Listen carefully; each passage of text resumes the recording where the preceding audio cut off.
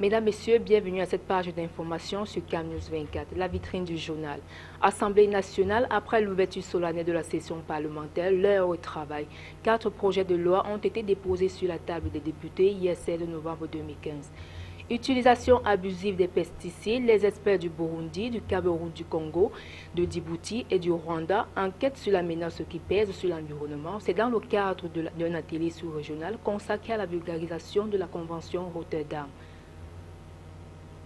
Bienvenue au journal. Forum des dirigeants de l'UNESCO, le président de la République, Paul Biya, qui prend part aux assises de Paris, a prononcé un important discours à cette occasion qui marque également la célébration du 70e anniversaire de cette organisation.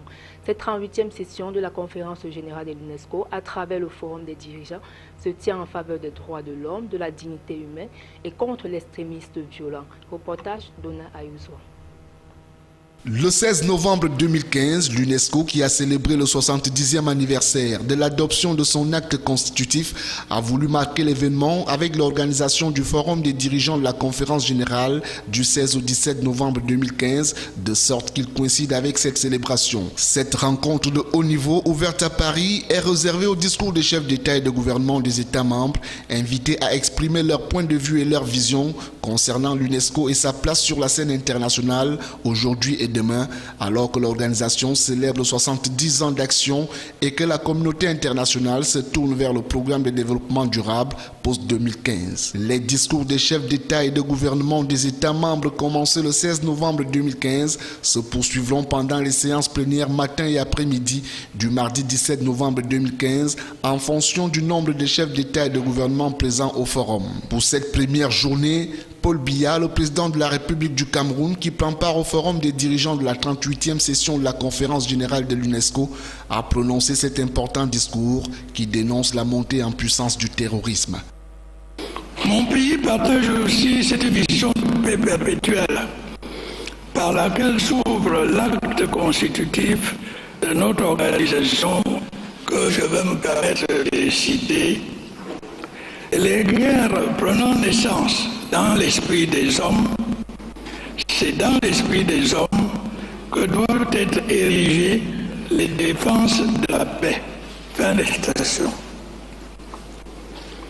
L'harmonie et l'entente entre les peuples sont intimement liées à la reconnaissance et au respect mutuel des différentes cultures, ainsi qu'à leur dialogue.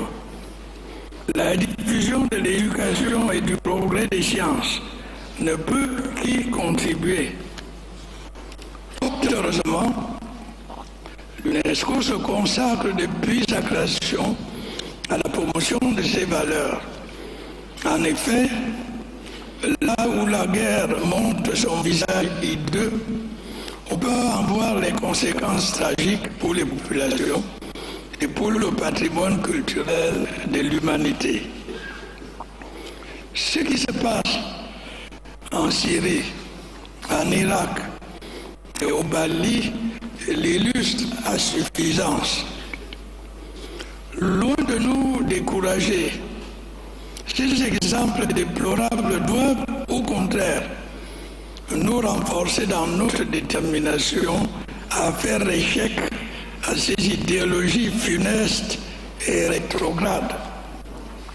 Le thème principal du Forum des dirigeants porte donc sur la commémoration du 70e anniversaire de l'UNESCO. Il est organisé selon une formule différente de celle des forums précédents et ne constitue pas un segment du débat de la politique générale tenu, comme à l'accoutumée pendant la première semaine de la conférence. Assemblée nationale, les députés ne se tournent pas les pouces. 4 projets de loi ont été déposés sur les tables hier 16 novembre 2015. C'était au cours d'une séance plénière dans l'hémicycle de Gouaïkele à Yaoundé. Jean-Pierre Bitongo, Donna Ayuso pour le compte rendu.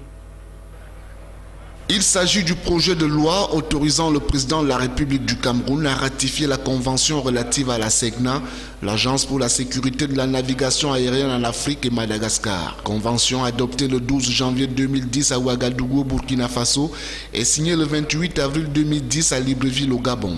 Le deuxième est celui autorisant le président de la République à ratifier l'accord entre le Cameroun et le Mali relatif à la circulation des personnes et des biens signé le 8 septembre 2015. Le troisième projet de loi porte ratification de l'ordonnance du 13 août 2015 modifiant et complétant certaines dispositions de la loi des finances du Cameroun pour l'exercice 2015. Le quatrième et dernier projet est celui portant loi de règlement de la République du Cameroun pour l'exercice 2014, texte qui a pour objectif de constater les montants des recettes et des dépenses pour l'exercice 2014. Utilisation abusive des pesticides, les experts du Burundi, du Cameroun, du Congo, de Djibouti et du Rwanda interrogent la menace qui pèse sur l'environnement. C'est dans le cadre d'un atelier sous-régional consacré à la vulgarisation de la Convention de Rotterdam.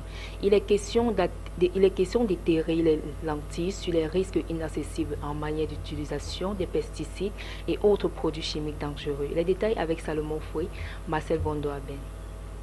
C'est le ministre Pierre Ailé de l'Environnement, de la Protection de la Nature et du Développement durable qui a présidé la cérémonie d'ouverture des travaux de Yaoundé. Il s'agit d'un atelier dédié à la formation et au renforcement de la coopération entre les autorités nationales désignées dans la mise en œuvre des obligations de la Convention de Rotterdam dans une sous-région composée du Burundi, du Cameroun, du Congo, de Djibouti et du Rwanda. Organisée avec le soutien technique et financier de la FAO, l'Organisation des Nations Unies pour l'alimentation et l'agriculture, les assises de Yaoundé, qui réunissaient les experts de 5 pays, apparaissent comme une plateforme d'échange d'expériences et d'informations. Les participants à ce regroupement débattront sur une problématique qui mettra en exergue les risques liés à l'utilisation abusive des pesticides et autres produits chimiques dangereux sur l'environnement. Un environnement excessivement pollué du fait de son évasion par plus de 150 000 produits chimiques disponibles sur les marchés mondiaux.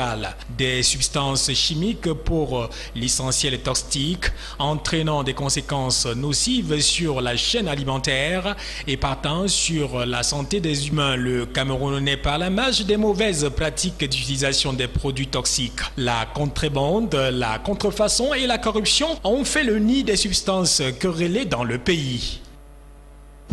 Si nous n'avons pas la capacité de gérer les effets, autant donc s'en abstenir, ne pas chercher à l'importer. Mais sinon, dans le pays, il y a beaucoup de produits et même en dehors de ça, nous avons, dans le cadre de la Convention de Stockholm, les polluants organiques persistants sont les produits très dangereux également, et la liste est connue. Et donc, nous sommes concernés, comme les autres pays partis à la Convention, par cette obligation de protéger la population et l'environnement à travers un contrôle strict de tous ces produits chimiques, tous ces pesticides chimiques qui sont très dangereux pour la santé et pour l'environnement. Sport football, match Cameroun-Niger, le 11 entrant est connu. Il s'agit de Idriss Carlos Kameni, Nicolas Nkoulo, Orien Chedio, Ambras Oyongo Bitolo, Henri Bedimo, Stéphane Biard, Siani, Gritonde, Edgar Salé, Eric Maxime Choupo-Mouting, Vincent Aboubakar. Les détails autour de ce match Cameroun-Niger vous seront donnés au cours de nos prochaines éditions d'information. Fin du journal, merci de votre aimable attention. Les programmes se poursuivent sur CamNews 24.